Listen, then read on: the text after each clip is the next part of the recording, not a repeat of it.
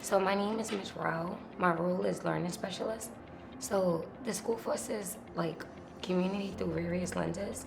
My first thing would be to say that for community, we look at it through the curriculum.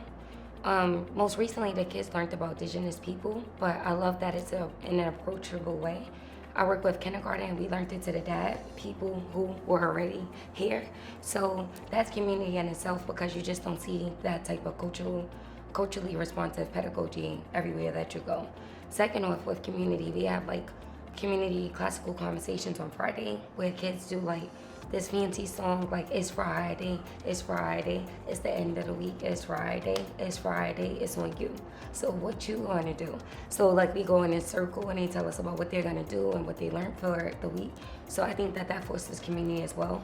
And then we have spirit days, and spirit days is like the 100th day. It might be dress up for Black History. It's just different lenses that we enforce community.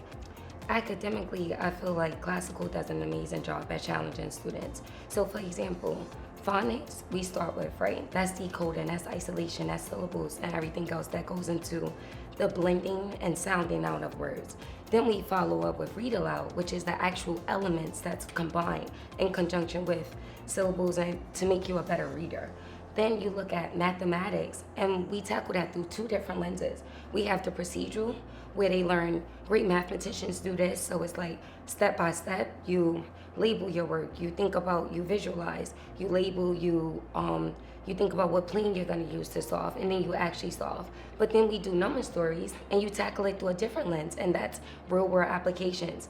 If you're at the grocery store and you have 4 oranges and you've seen another 3 apples. So I think it's like they're challenged academically, but when you think about how we do it, that's the difference of classical. Like the pedagogy is one thing, but the approach is another. So our kids see reading twice a day. So we have reading, we have phonics that builds on reading, but then we also have reteach. And so if you didn't grasp the concept for reading by itself, we have reteach that's gonna reinforce that concept, and then we have guided reading that's gonna reinforce what you didn't catch in phonics. So I think that's the difference.